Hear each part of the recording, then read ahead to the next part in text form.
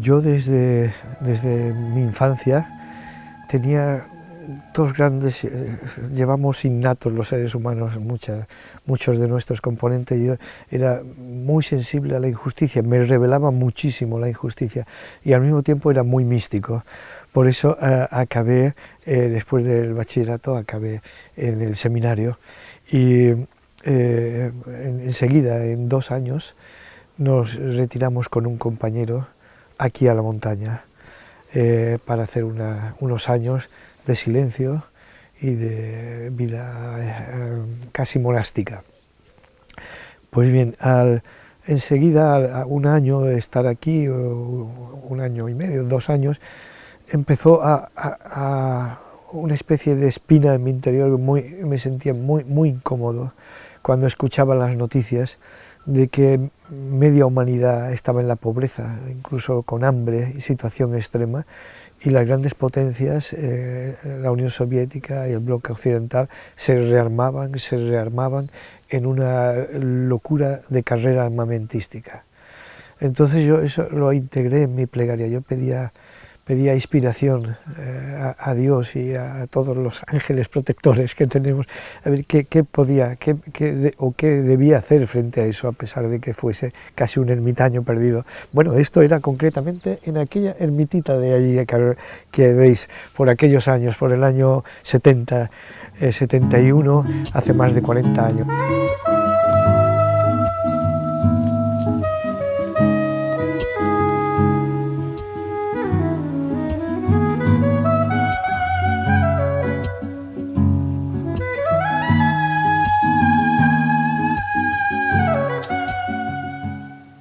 Entonces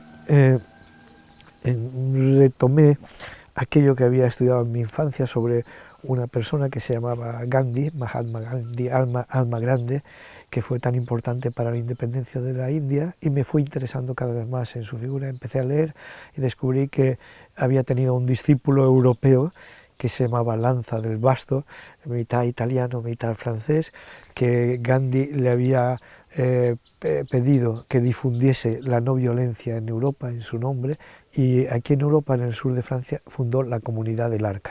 Y llegué allí, conocí a Lanza del Basto, conocí a la comunidad y efectivamente dije, creo que esta es la vía, tengo que declararme objetor de conciencia. En aquel momento, objetor de conciencia al servicio militar, obligatorio. En aquel momento había los 2 primeros españoles, bueno, existía una rama aparte de los testigos de Jehová, que era más radical y por motivaciones bíblicas, pero digamos, no testigos de Jehová, había 2 que estaban condenados a 8 años de cárcel por la dictadura franquista.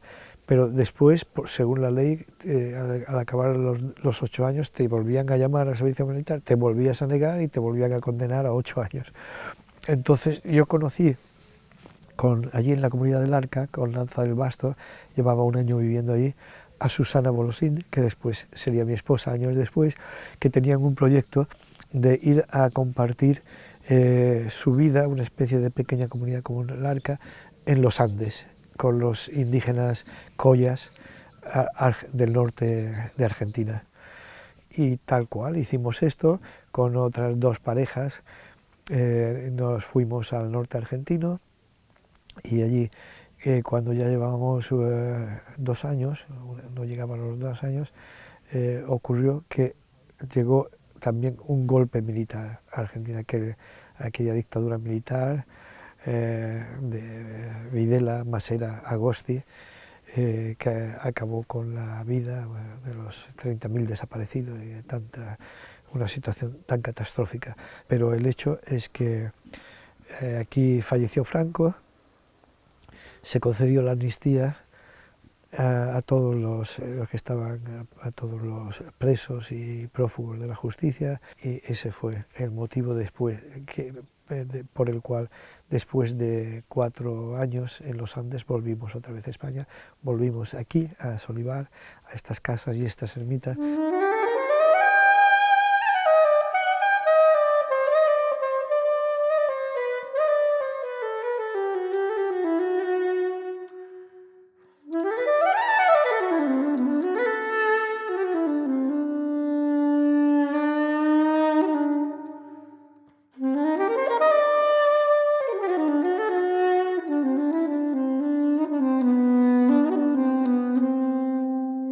el hecho es que una cosa que se nos ocurrió en su momento es que, porque aquí los beneficios que podíamos obtener de los huéspedes que venían a pasar unos días con nosotros en estas casas, en estas ermitas, eran mínimos, era una gotita de agua en un desierto. Entonces empezó en Madrid todo aquel movimiento por el 07 para solicitar a nuestras instituciones políticas que concedieran el 07 para la solidaridad. Y aquí en Mallorca empezamos nosotros con algunos compañeros, también en acampadas, en muchas actividades durante muchas semanas, y el hecho es que por una serie de factores en los cuales nosotros pudimos tener una participación definitiva, el gobierno finalmente aceptó nuestra propuesta y decidió conceder el 7% para la solidaridad. Porque esto era a finales del 92, que en diciembre del 92 constituimos la fundación, estábamos todavía intentando restaurar esto y llegó la gran crisis de Ruanda del 6 de abril del 94, en el que fueron asesinados los dos presidentes hutus de Ruanda y de Burundi con toda la tripulación y las otras personalidades de ambos países que viajaban en aquel vuelo. Y empezaron las masacres que se ha llamado el genocidio ruandés del 94, el genocidio de los Tutsis. Nos quedamos muy impresionados en una isla como Mallorca, que tenía una tradición de medio siglo de cooperación con Burundi, con Ruanda y algo también con el Congo, pero sobre todo con Burundi y algo en Ruanda. El hecho es que fui a Burundi y Ruanda y ya empezó el desconcierto, porque lo que yo vi allí no tenía nada que ver con la versión oficial. Después de Burundi atravesamos un poco inconscientes porque era peligroso, yo no tenía conciencia tan clara de peligro, atravesamos Burundi, Ruanda y llegamos a Kigali, capital de Ruanda, y ahí siguió esa tónica de desconcierto, no tenía nada que ver lo que sucedía con lo que transmitía. Et dans le cas de l'armée patriotique rwandaise visait la prise de contrôle du pouvoir à Kigali. Donc ils ont renversé le président Habyarimana, ils ont pris le pouvoir à Kigali. Une fois qu'ils ont pris le pouvoir à Kigali, ils ont décidé de passer à la deuxième étape qui était la prise de contrôle des richesses de l'Est du Congo. Et c'est exactement ce qu'ils ont fait dès 1997 avec Laurent Désiré Kabila. D'abord, les rébellions qui sont nées au Congo, je parle même de l'AFDL. Ça n'a jamais été des mouvements de libération nationale. Il y a eu peut-être au sein de l'AFDL quelques Congolais, peut-être Laurent Désiré Kabila lui-même, qui pensaient peut-être qu'il participait à un mouvement de libération nationale. Mais l'essentiel des troupes qui ont renversé le président Mobutu, c'est des troupes étrangères. D'ailleurs, l'avancée fulgurante de l'APR pendant la guerre a occasionné un déversement massif des réfugiés Hutus à l'est du Zaïre, notamment dans les régions du nord et du sud Kivu. Donc il y avait des camps de réfugiés dans cette partie du Congo, du Zaïre qui est devenu plus tard la République démocratique du Congo. Et après cela, donc cette situation avait occasionné aussi des vives tensions entre le Rwanda et le Zaïre. Le Rwanda accusant le Zaïre d'héberger des génocidaires. Donc dans la stratégie de Kagame, du FPR, il y avait une politique de globalisation. Donc pointer tous les réfugiés comme étant des génocidaires pour trouver un prétexte pour les poursuivre au Zaïre, puisque le Rwanda prétextait que sa sécurité était en danger. C'était la sécurité du Rwanda dont il était question, de la ville de Kigali. Mais les autorités zaïroises avaient quand même compris que c'était une stratégie qui occultait en fait une stratégie de fond qui consistait envers le Zaïre. Et ils ont commencé à tirer la sonnette d'alarme pour tenter de régler la question des réfugiés. Il faut quand même dire qu'à 3 reprises, il y a eu un accord tripartite entre le Zaïre, le HCR et le Rwanda pour régler la question des réfugiés. Et à chaque fois, Kigali avait trouvé un moyen pour court-circuiter ces accords pour que les réfugiés demeurent au Zaïre. Y ahí empezó mi indignación y una actividad aún más comprometida. De ahí nacieron las 2 marchas por la paz, con el apoyo del gobierno de las Baleares. La presidenta de Mallorca me entregó en mano una carta que yo debía llevar a pie por casi 1000 kilómetros desde Barcelona a Ginebra, y entregar al alto comisario para los derechos humanos, Ayala Lasso, en aquel momento.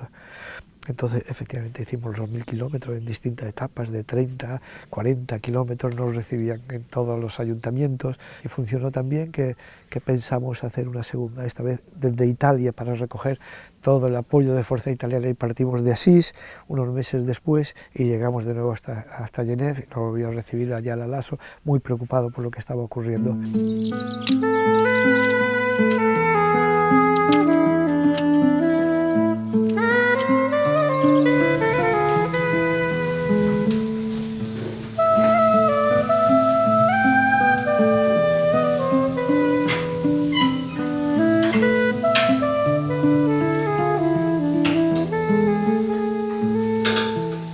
En aquel momento, cuando conocimos la noticia de que estaban bombardeando con armas pesadas campos de refugiados que estaban protegidos por todos los grandes convenios internacionales, estaban protegidos bajo la bandera de la ONU, la ACNUR, etc., consideramos que ante semejante locura también nosotros debíamos de hacer acciones muy radicales.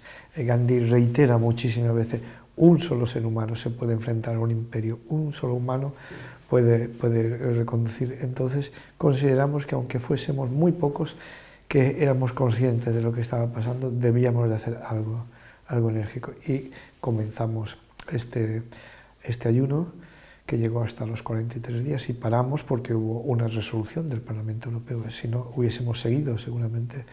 Y como ya te he explicado, paralelamente los compañeros estaban en la Embajada de Estados Unidos en Madrid, en el Consulado de Estados Unidos en Barcelona, permanentemente, como nosotros, día tras día. Durante mi ayuno en Bruselas llegó un misionero realmente destrozado, que contaba, él mismo en persona, testigo directo de estas piras en las que no quedaban más que cenizas de los cuerpos hutus. Ahí volví a escribir un artículo muy duro titulado Cenizas, Hutus y democracia. Estaban masacrando tan masivamente que iban a cambiar el censo de población, y sobre todo la gran figura de Monseñor Munsirigua, comparable a Monseñor Romero en El Salvador, que ya tenía el análisis clarísimo. Por eso fueron a por él. Apenas entraron en el Congo, entraron por Bukavu. La primera víctima de estos asesinos del Frente Patriótico Ruandés fue Monseñor Munsirigua. Y como existe este control mediático tan tremendo, hay personas que admiran profundamente a Monseñor Romero y no saben, sin embargo, quién es Monseñor Munsirigua, cuando son figuras universales de una grandeza semejante. Los dos jesuitas, es increíble los paralelismos, uno y otro hicieron unos análisis sociopolíticos clarísimos de lo que estaba pasando. Je crois que dans la crise des Grands Lacs, il y a quelqu'un à qui moi, personnellement, je dois beaucoup dans la prise de conscience de ce qui s'est passé, c'est Monseigneur Munsirigua. Et Monseigneur Munsirigua, je crois que c'est quelqu'un qui n'a pas été suffisamment entendu, écouté et apprécié à sa juste valeur dans les analyses qu'il a pu faire au moment où toute cette affaire avec le Rwanda a éclaté sur le territoire du Congo. Bon, il a été une victime innocente de cette affaire. L'assassinat qui a été perpétré contre lui par les éléments de l'armée patriotique rwandaise dirigée par Paul Kagame témoigne du fait que personne ne voulait d'un témoin objectif, impartial dans cette affaire, ce qu'était exactement Monseigneur Munsirigua. Parce qu'il a eu raison très tôt, il a eu raison avant tout le monde. Quand il attirait l'attention des gens sur ce qu'était la vraie nature du FPR, que c'était un régime criminel qui était en train de s'installer au Rwanda, qui était d'une violence inouïe et qui avait porté sur le territoire congolais la brutalité, la violence qui était en quelque sorte son action naturelle au Rwanda, et que cette action-là portée sur le territoire congolais s'était retournée contre des Congolais qui n'avaient absolument rien fait contre le Rwanda. Donc, Monseigneur Muziroa a attiré l'attention de beaucoup de gens. Il avait écrit au président Carter, il a écrit à divers responsables politiques occidentaux, il a attiré l'attention des organisations des droits de l'homme.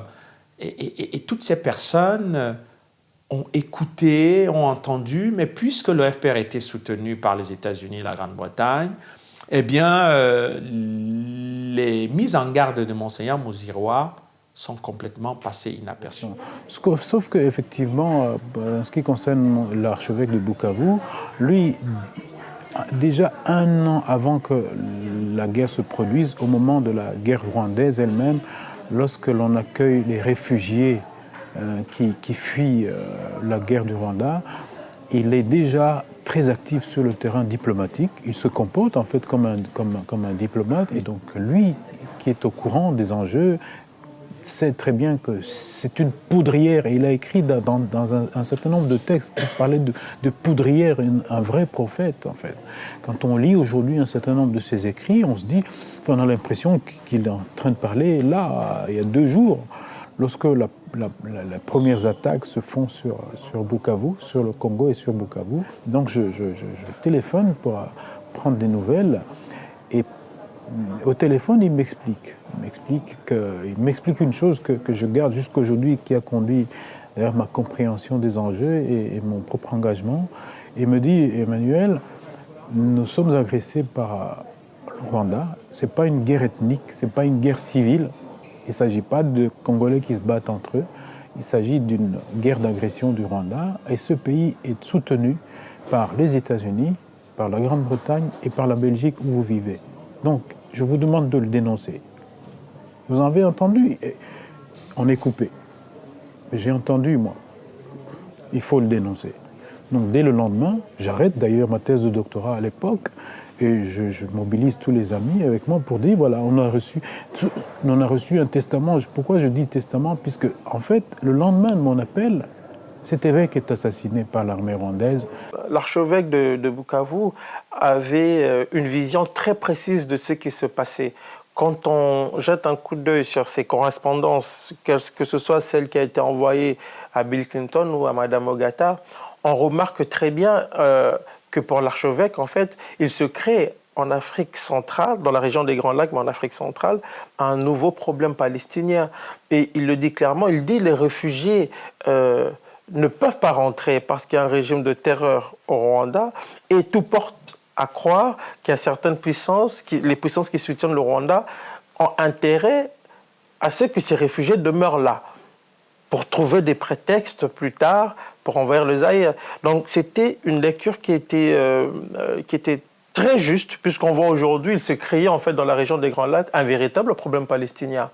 Et ce problème de réfugiés affecte autant les Rwandais que les Congolais aujourd'hui.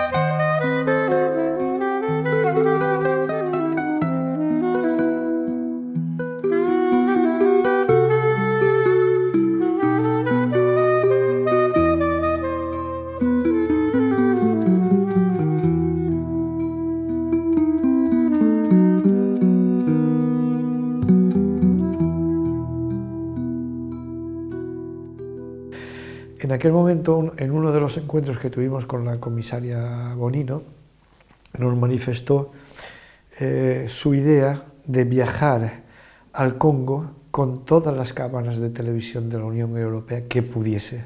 Era la manera de dejar en evidencia la gran farsa internacional, término que usó ella, la gran farsa. Bueno, yo recuerdo una reacción positiva que cuando Juan hizo la huelga de hambre ante el Parlamento Europeo.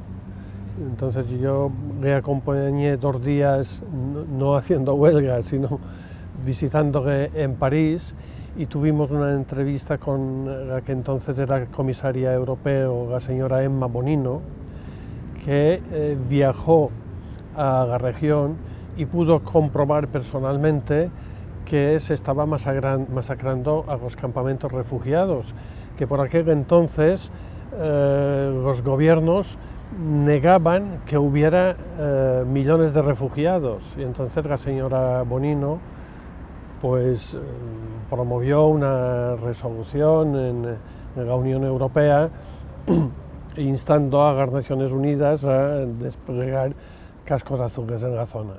Efectivamente se aprobó, con la salvedad, la triste salvedad, de que poco tiempo después Raymond Chrétien, embajador canadiense, que en aquel momento tenía la máxima responsabilidad en este dossier de los refugiados hutus en el Congo, desmantelaba poco después la operación que había sido aprobada y que ya estaban acantonadas las fuerzas en Uganda.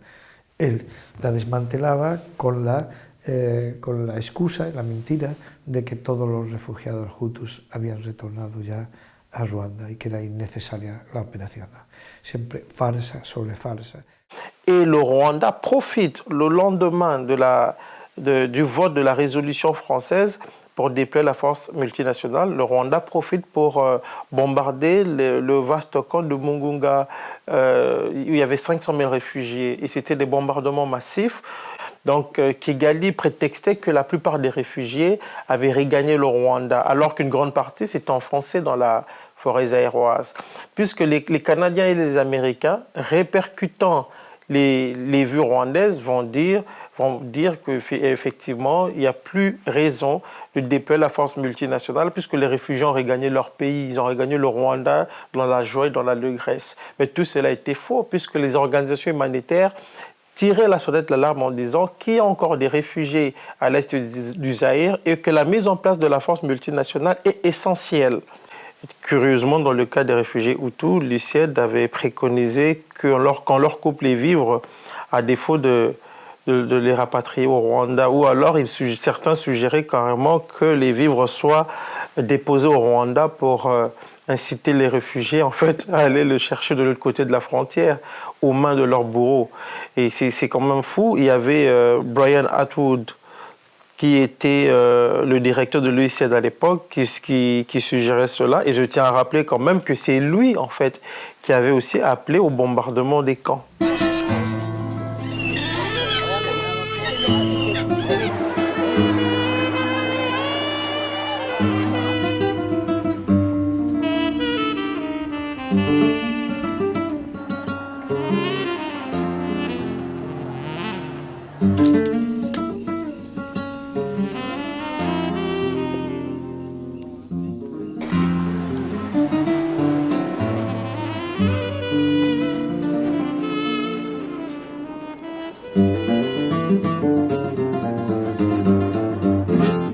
Non ho mai assistito in tutta la mia lunga carriera di 30 anni con le Nazioni Unite di campi profughi, perché ho sempre fatto campi profughi tutta la mia vita, purtroppo, per fortuna è andata così. Non è mai successo che ci fossero stati dei campi profughi attaccati in questa maniera. Piccole vicissitudini tra profughi e popolazioni locali, queste le ho viste un po' in Somalia, in Angola no. Ma niente di paragonabile a ciò che è successo lì, insomma, assolutamente no. Mi telefona e mi dice: guarda, vai all'aeroporto, quello piccolo di Nairobi, che c'è un aereo che ti aspetta e che ti porta a Kampala. Perché dobbiamo cercare la possibilità, attraverso i confini tra l'Uganda e il Congo, di vedere se possiamo far passare l'assistenza con il camion attraverso questo itinerario. Quindi dovresti andare. Questa era una cosa. La seconda, stanno arrivando i canadesi con gli aerei all'aeroporto di Entebbe a Kampala, che andranno a sorvolare le foreste per vedere se riescono a rintracciare questi rifugiati. E quindi mettiti in contatto con loro. Io ogni mattina andavo all'aeroporto a Entebbe, dalla città, e chiedevo a questi militari canadesi di entrare nei loro aerei e fare anch'io la perlustrazione assieme a loro, no? Perché loro partivano e mi lasciavano sempre a terra. E tornavano e dicevano: oh, c'era talmente tanta nebbia, non abbiamo visto niente. C'era la pioggia, tutti i giorni, c'era la pioggia, non abbiamo visto niente. Poi tutte queste foreste sono talmente fitte che non siamo riusciti a vederli. I campi erano tutti vuoti, non c'era più nessuno nei campi. Mi ricordo che ho visto Mugunga.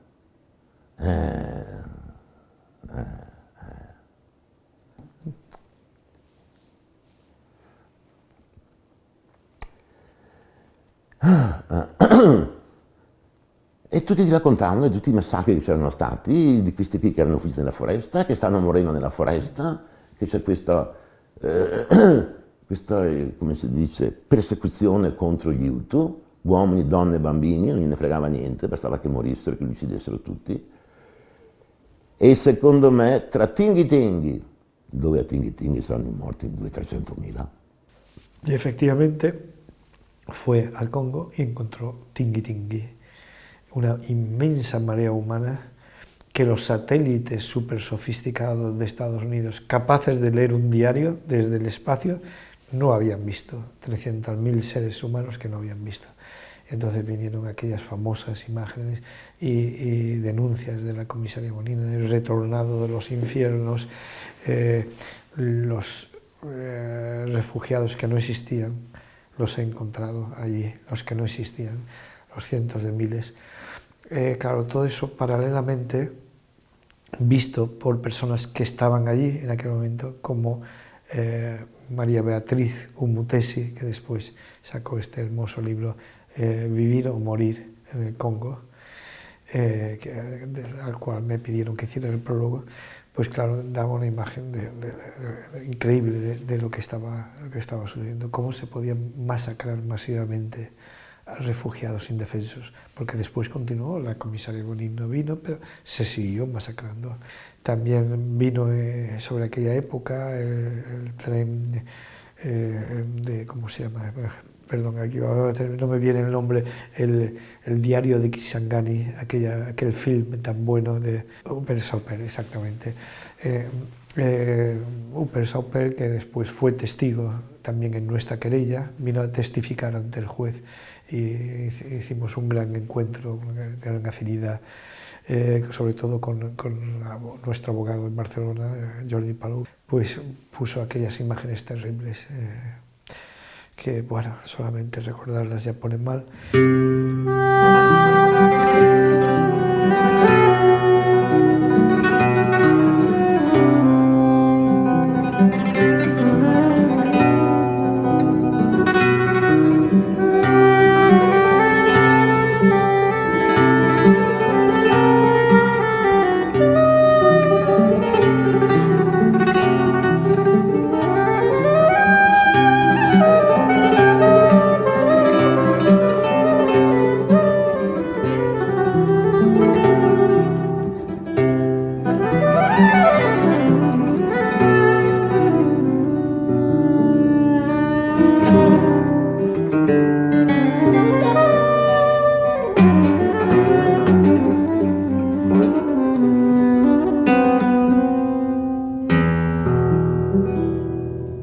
Mi chiedono di ritornare a Bukavu. Ricostituiamo il team e cominciamo a operare, però anche cercare questi qua che sono fuggiti nelle foreste. Allora io affitto un piccolo aereo e andiamo a cercare sopra le foreste, verso Shabunda. E tu vedi, ogni tanto c'era uno slargo in mezzo agli alberi e lì vedevi che lì c'era stato qualcosa. Magari vedevi un telo disteso tra due alberi, vedevi delle cose, avevano fatto dei fuochi, no? Cioè, vedevi che la gente era passata. Poi a parlare con... E lì a Sciabunda c'era una missione italiana, io non sapevo.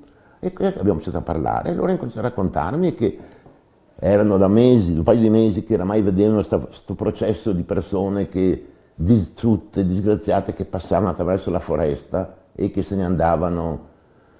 Quelli andavano verso il sud, mentre Tinghi Tinghi un po' più verso il nord. Poi mi raccontavano che la morte peggiore nelle foreste era per quelli che non ce la facevano più e cadevano, non riuscivano più a camminare, e gli insetti se li mangiavano. Quindi non c'erano grossi animali, insetti. Quindi erano insetti che si mangiavano, vecchi, bambini, bambine, donne incinte. No, guarda, è stata una cosa... La mia segretaria è venuta da sotto, mi ha detto, lì non c'è il governatore che ti cerca disperato, parole testuali. Io, con questa mia tutina che avevo da casa, parto, tanto era un amico, vado al governorato e trovo questa situazione di cui non mi aspettavo assolutamente, piena di militari ruandesi, tutsi, alti 2 metri. Nell'ufficio erano tutti pieni di lustrine, medaglie, insomma, armi, bombe a mano, e lì c'è un salotto nel grande ufficio del governatore dove ci sono 4 tipi che sembrano quelli che gestiscono un po' la cosa, con cravatta, 4 neri africani, il governatore, che pur essendo africano era quasi pallido, penso che avesse più paura lui di me, che è, guarda, ti rassicuro poverino, gli dispiaceva da morire.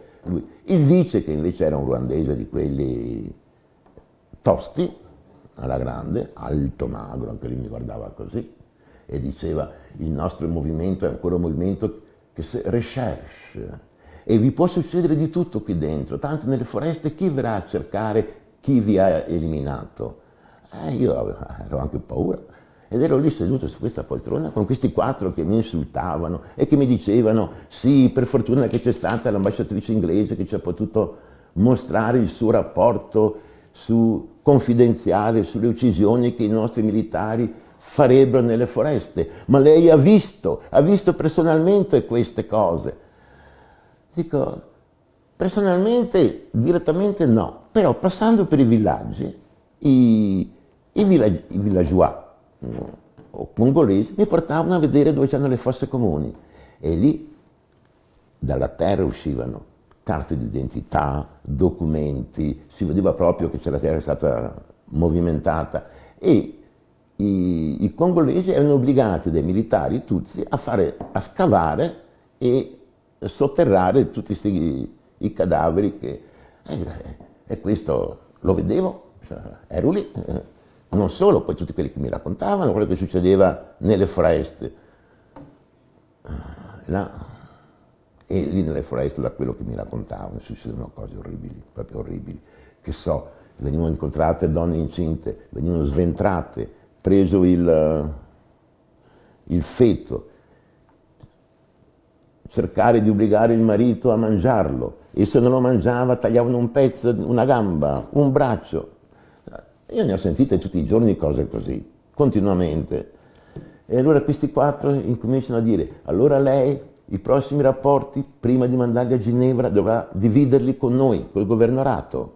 E io allora dire, ma noi siamo però sotto le leggi internazionali che i governi hanno firmato, e noi siamo ancora col governo congolese, per il momento hanno firmato gli accordi, non gliene fregava niente. Tout à fait. Le rapport Garreton est arrivé d'ailleurs quelques mois après, puisque les allégations d'abus graves des droits humains à l'est du Zaïre étaient telles qu'à un moment l'ONU s'est senti obligé d'intervenir, même si les Américains n'en voulaient vraiment pas, mais ils l'ont quand même fait. Et le premier rapport déjà faisait allusion à un génocide.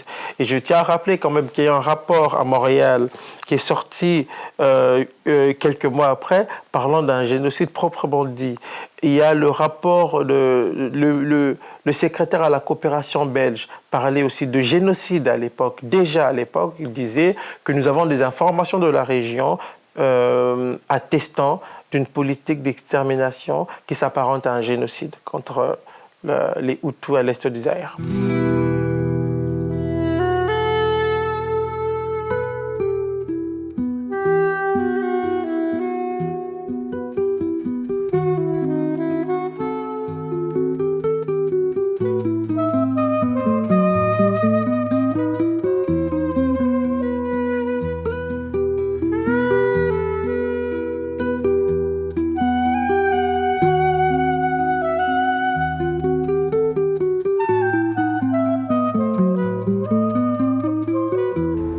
Juan Carrero nos propone un proyecto de cooperación muy sui generis, en un proyecto para intentar hacer justicia y denunciar a los culpables ante la Audiencia Nacional Española, aplicando el principio de la justicia universal.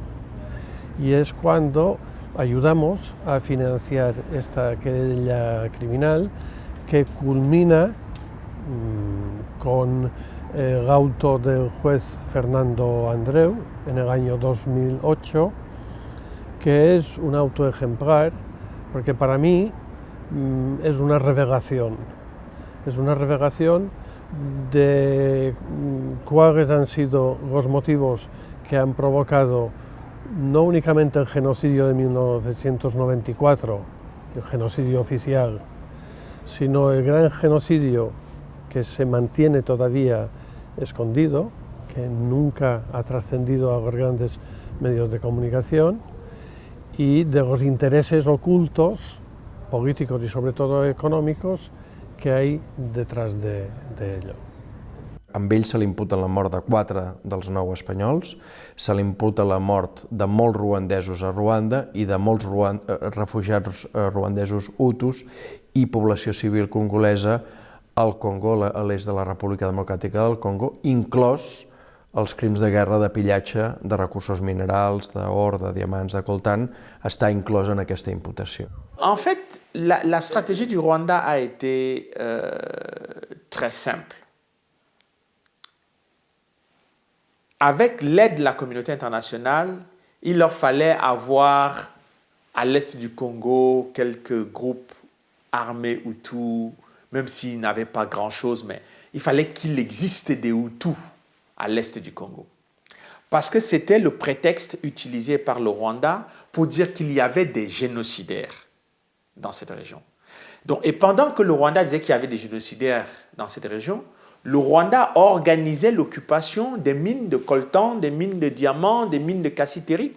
Mais quand soit les forces des Nations Unies arrivaient à les débusquer, à les identifier, ils disaient « Ah mais non, mais nous, il y a les Interamwe ici, il y a les génocidaires là-bas, il y a des Hutus qui menacent de déstabiliser le Rwanda là-bas, donc nous, on va aller là-bas pour essayer de les chasser. » Les rapports des Nations Unies, des experts de l'ONU, s'accumulent, ce n'est pas un rapport, ce n'est pas 2 rapports, il y a 4, 5, 6, 7 rapports qui disent que le Rwanda finance la rébellion les rébellions au Congo, le Rwanda finance la déstabilisation de l'Est du Congo, le Rwanda participe au pillage des richesses du Congo, crée des sociétés. Le président Kagame lui-même est directement impliqué dans les trafics au Congo, etc., etc.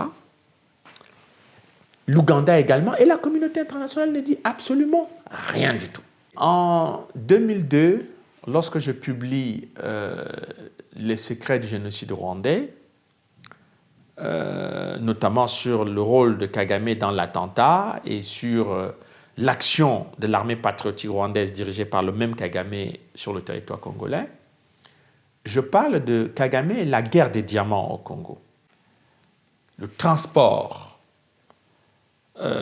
par cargo des sacs importants de diamants qui étaient, d'après le garde du corps de Kagame, accumulés dans la chambre de James Kabarebe et qui étaient envoyés directement à Kagame au Rwanda. C'est son garde du corps qui parle. Además, uno de los motivos por el que se me ocurrió que sería importante esta querella es porque cuando fui conociendo la historia de cada uno de estos asesinatos me di cuenta de que eran metáforas clarísimas del conflicto, que estirando el hilo de cada uno de estos asesinatos llegábamos al núcleo del problema. Y el problema es que todos ellos dejaron en evidencia que la versión oficial del genocidio era una farsa. Hay una reunión que se celebra en Kigali en el que se reúne el secretario general, el secretario de Exteriores, el secretario del Ministerio de Exteriores, que en aquel entonces era Ángel Gosada, se reúne con la ministra de Justicia de Ruanda. Y entonces sale un despacho de agencia con unas declaraciones de la ministra ruandesa que dice: hemos estado hablando de la querella criminal que se sigue en la Audiencia Nacional Española contra miembros del gobierno ruandés y hemos estudiado la manera de lidiar este problema. Lidiar es sinónimo de torear, burlar. Bueno, al cabo de unas semanas ya tuvimos la demostración de lo que se había pactado y era una resolución de un grupo de expertos del Consejo de Seguridad de las Naciones Unidas que acusaban a la Fundación Solidar y a Joan Carrero y a la Asociación Inshuti de financiar grupos terroristas al este del Congo y de conspirar mediante el diálogo interruandés para promover una intervención militar en Ruanda.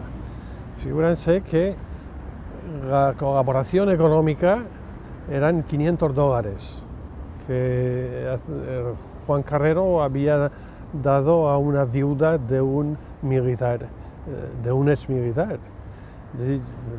Yo declaré a los medios de comunicación que quisieron entrevistarme que con $500 en Mallorca no se compra ni una escopeta de caza. Imagínense qué ridículo. Bueno, yo como senador escribí una carta muy dura al secretario general de las Naciones Unidas, pues reprochándole este comportamiento, estas acusaciones absolutamente falsas, que incluso decían que habían practicado escuchas telefónicas, habían intervenido correos electrónicos. Bueno, esto aquí no se permite para luchar contra ETA. Es decir, ningún gobierno, ninguna policía puede intervenir correos ni practicar escuchas telefónicas si no es con un mandato judicial. Los expertos de las Naciones Unidas, por lo visto, lo pueden hacer con total impunidad. Lo hicieron, dicen. Ellos lo dicen que lo hicieron. Entonces, las Naciones Unidas me dieron trámite de audiencia, entonces pude hacer una serie de resoluciones y bueno, y parece que aquel procedimiento quedó parado. Pero es una demostración de la complicidad de dos gobiernos y las propias Naciones Unidas para intentar burlar una investigación judicial. Y nosotros, con donativos de 500 euros a una viuda que han sacado de correos nuestros, supongo que sin autorización judicial, suena tan ridículo que yo no sé ni cómo se han atrevido. Otro correo en el que filtrado, en el que me acusaban, hablaba de 50.000 euros, eso ya era más delicado, pero los sinvergüenzas omitían los correos posteriores en los que se nos denegaba esa subvención. Por tanto, hemos financiado con 50.000 euros que no recibimos una acción. Eran 50.000 euros para una casa de acogida de niñas violadas en el Congo, que nunca recibimos. Mira, Juan y yo hablamos con muchos abogados de confianza, incluso con el Colegio de Abogados de Mallorca, que tiene una sección de cooperación internacional, y todos los abogados nos dijeron que el personal de las Naciones Unidas goza de impunidad. Y el juez Fernando Andreu nos también confirmó es decir, que son unos funcionarios que pueden actuar como auténticos matones en cualquier parte del mundo, atropellando derechos humanos, amenazando, creando pruebas falsas con total impunidad. El diario 20 Minutos ha publicado 5 cables entre autoridades de Estados Unidos y España, revelados por Wikileaks, según los que las autoridades españolas, incluida una fiscal de la Audiencia Nacional, muestran su disconformidad y su voluntad de no colaborar con el auto judicial del magistrado Andreu, de la Audiencia Nacional, que imputa y ordena el arresto de 40 altos cargos del Frente Patriótico Ruandés, acusados de genocidio, crímenes de guerra, terrorismo, violaciones, pillaje de recursos naturales en el Congo y el asesinato de 9 ciudadanos españoles. ¿Qué tiene que decir el Gobierno? Los cables de Wikileaks son muy reveladores porque demuestran la presión de Estados Unidos sobre el Gobierno español para intentar frenar esta investigación judicial.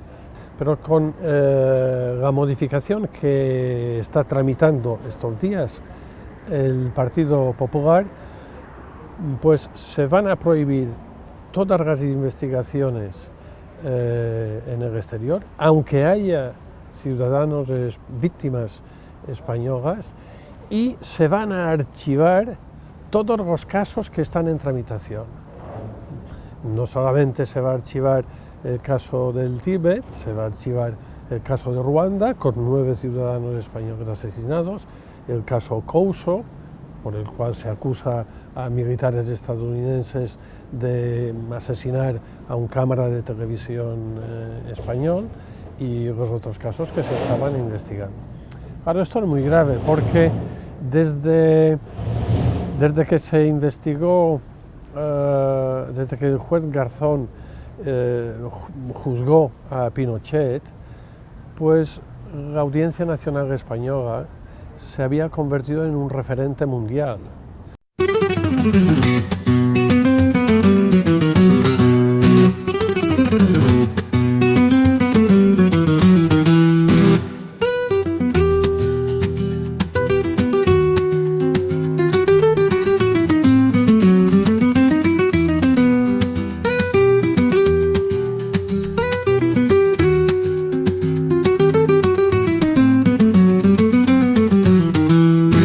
Cuando aquel día terminamos nuestro ayuno y somos recibidos por el ministro de Exteriores español, Abel Matutes, para explicarnos la decisión tomada en el Consejo de Exteriores, de que habrá esa intervención humanitaria, la corresponsal de Televisión Española se me acerca a mí casi con lágrimas en los ojos y me dice: Juan, lo siento en el alma no poder ayudaros y filmaros, porque he seguido vuestro ayuno y me ha conmovido, pero estáis vetados. Esta entrevista vuestra con el ministro no puede salir en Televisión Española. Claro, por eso no tenemos, nunca lo nuestro ha tenido la repercusión que se merecía. Je suis un universitaire, j'aime bien prendre par ce bout-là. C'est-à-dire des gens qui suivent l'histoire depuis des années, qui sont au courant des véritables enjeux et qui, pour 1001 raisons, font leur travail de manière, je vais dire, non honnête. On va prendre un exemple tout simple de quelqu'un qui a une suffisante autorité au niveau universitaire sur la question des Grands Lacs, dont Philippe Rentiens en Belgique. C'est l'une des personnes qui sont vraiment consultées sur la question. C'est quelqu'un qui effectivement dispose d'une expertise certaine, je n'en disconviens pas. Mais à un moment donné, tout à l'heure, on a vu un article écrit en 2011 par Philippe Reintjens, dans lequel Philippe Reintjens cite un ouvrage.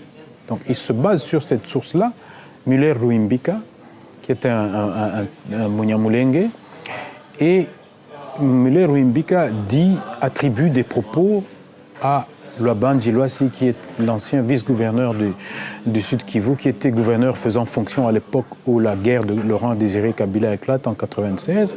Et donc Philippe Reintjens cite des propos de Laban Djilwassi de la bouche du livre du Müller-Ruimbika. Or, ce sont des propos extrêmement graves, où on l'accuse carrément d'être un génocidaire, d'en appeler au crime et au meurtre. On dit qu'à l'époque de la guerre, il a appelé, sinon obligé, tous les Banyamulenge à aller chez eux au Rwanda. Des propos graves. Philippe Reintjens est un expert, et à ce moment-là, quand il cite Müller-Ruimbika, il sait très bien que celui qui est cité par Müller-Ruimbika, c'est Laban Djilwassi, qui est en Belgique comme lui, quelqu'un qu'il a déjà rencontré. Et la moindre des démarches intellectuelles consiste à, tiens, on vous a cité, avant de citer tel livre, on vous a cité, qu'est-ce que vous avez à dire là-dessus? Et il aurait eu les vraies paroles prononcées par Laban Djilwassi. Il ne l'a pas fait. Pour moi, c'est un manquement grave au niveau de la démarche intellectuelle. Et c'est comme ça qu'il y a une série de choses, pas uniquement celle-là, plein d'autres choses ont été colportées, dites, qui ne sont pas vérifiées, qui ne sont pas recoupées. Ce qu'il a dit, ce gouverneur-là, à l'époque, ce que Laban Dji a dit, c'est tous les citoyens, tous les civils, c'est-à-dire les Banyamulenge, les Barega, les Bafuliru, toutes les populations civiles qui sont dans les hauts plateaux où se déroule la guerre, nous leur permettons, via un corridor humanitaire, de sortir de là et de les installer dans des cas au Congo, où ils seront plus en sécurité. J'ai été atterré quand j'ai découvert les rapports de M. Ado Ayello, les rapports qui était représentant spécial de l'Union européenne pour les Grands Lacs, les rapports de mission d'un certain nombre de fonctionnaires de l'Union européenne, les rapports confidentiels de certains responsables européens qui, tous dans leurs rapports internes, disaient des choses qui n'étaient jamais dites dans les rapports officiels ou les rapports qui étaient rendus publics. Dans les rapports publics, on parlait uniquement que l'Est du Congo était perturbé, déstabilisé par des groupes armés qu'on ne savait pas identifier. Parce que si on dit qu'il y a des troupes étrangères au Congo, il faut identifier ces troupes étrangères. Elles viennent d'où? Mais personne ne veut citer le Rwanda de Paul Kagame dans cette histoire. Et j'observe qu'à l'intérieur de l'Union européenne, il y a des discussions autour de l'action du Rwanda au Congo. Mais dans aucun des rapports rendus publics ou des rapports qui sont officiels, qui sont accessibles, parle du Rwanda. Là, on ne parle que des FDLR. Mais on parle des FDLR et des Hutus pour ne pas parler des troupes de Paul Kagame. On a fini par renoncer à compter les morts, à compter les blessés, à compter les dépressifs, etc. Et c'est toutes sortes de traumatismes dus à la guerre n'est plus pris en compte depuis très longtemps. Quelques organisations des droits de l'homme viennent ici et là dire que bon, on va essayer de soulager les femmes victimes de viols, etc. Mais on a réussi par le silence et une certaine indifférence à banaliser la tragédie du Congo. Et les gens ne se rendent pas compte quand je dis que c'est quasiment l'ensemble de la population du Danemark qui a été rayée de la carte au Congo. Mais les gens ils ne comprennent pas. Ils ne comprennent pas que c'est l'équivalent d'un pays, de la population d'un pays qu'on a fait disparaître au Congo.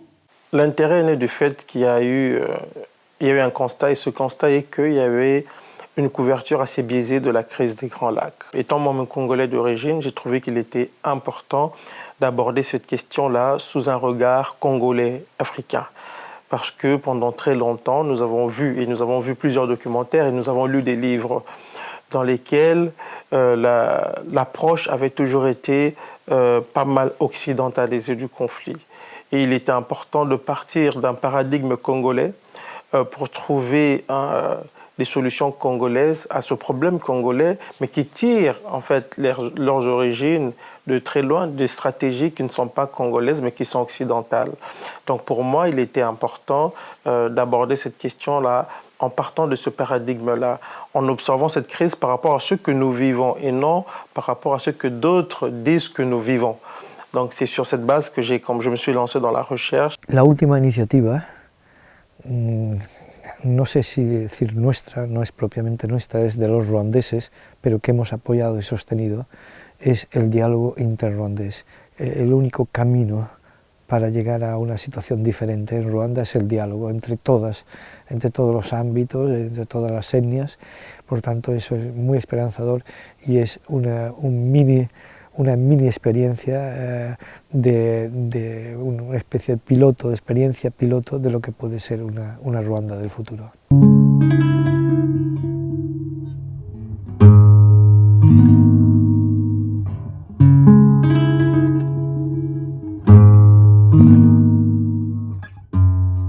Cynthia McKinney, con informaciones privilegiadas por haber sido la representante, la enviada especial de Clinton a la región y haber viajado en el mismo avión en el que viajaban decenas de altos ejecutivos de multinacionales mineras que iban firmando contratos con un rebelde Kabila, que aún no era nadie, que le financiaban la agresión y después recibían concesiones mineras. Pues bien, como ella dijo, esto no ha sido un genocidio, ni ha sido un problema interno, esto ha sido un golpe de Estado promovido de nuevo por mi país, que había promovido tantos golpes de Estados en Sudamérica y en Centroamérica, con el objetivo del pillaje de los grandes recursos del Congo. Esa es la clave y la explicación de lo que ha pasado en Ruanda. Mi país ha dado un golpe de Estado en Ruanda.